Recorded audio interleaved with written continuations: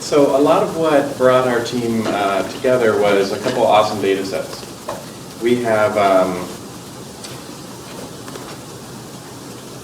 although we communicated with each other at conferences, a lot of the team was bringing together different groups that were working on similar, can we predict psychological factors from people's social media type questions, and we've got an awesome data set from Quantify you're gonna hear about next, and we also got an awesome data set that we acquired at the University of Pennsylvania called the Social Media, which is maybe a mouthful of words, but it's playing on the idea of a genome, except instead of encoding people's genetic signature, the idea is to collect people's social media signature, which gets at all these things Glenn has alluded to, and see that as a way of connecting with health.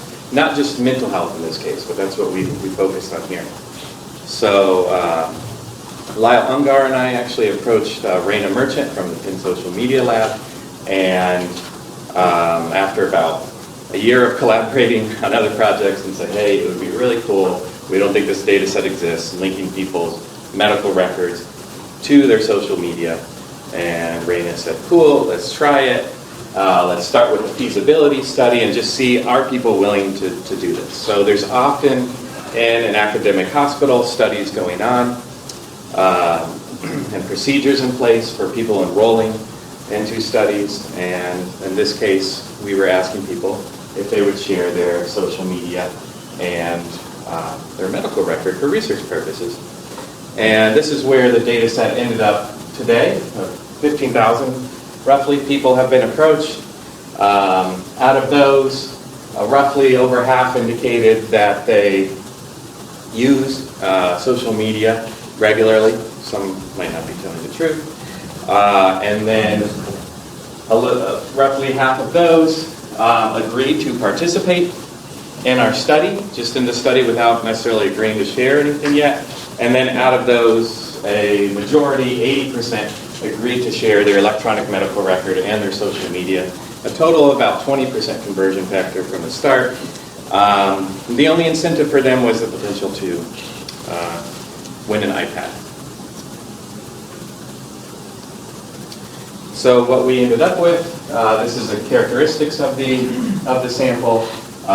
It's mostly, well, it's on the younger side, it's more on the female side. It's also highly skewed towards African Americans, which is roughly the makeup of the Penn hospital system, which is in urban Philadelphia. And this shows here the posting frequencies across time.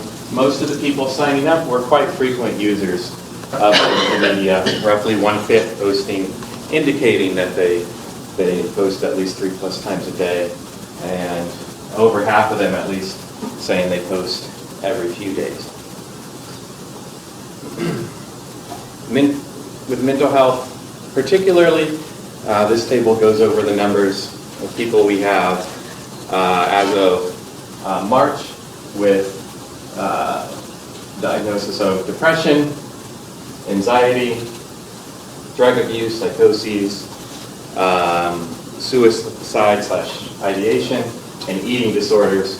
And then we can see here numbers who have at least 500 words. It's just a rough approximation of qualifying for our study. Often when we try to predict psychological signals from people's words, we found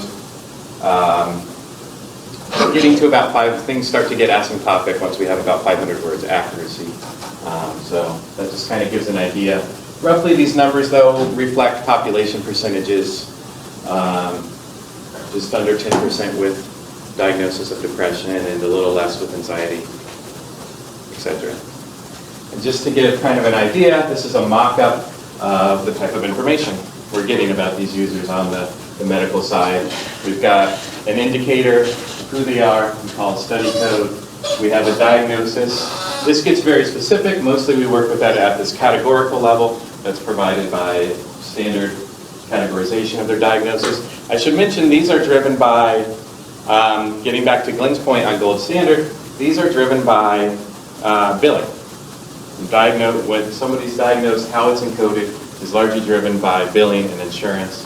And so it's important to note, although maybe this might be considered the standard, it's still not a perfect gold standard. And that's why we're looking across multiple data sets and really trying to triangulate on mental health. And we'll often, have a date and a location. We looked into all of these things as part of this workshop, and really a lot of it was kind of getting a handle on this data, setting it up for NLP research. So far with this data, just to have an idea, we ran this feasibility study, which you can read about in this recent British Medical Journal Quality and Insurance paper, and we've got something coming out where we found that for 18 of 22 diagnosis categories, not necessarily mental health, just general diagnosis categories, some of them are mental health, depression, anxiety was in there, we can predict across users whether somebody has the diagnosis better than knowing their age, gender, and race can predict. So we see that there's signal in there, at least at distinguishing people, and that it's valuable to look further as we did with this workshop.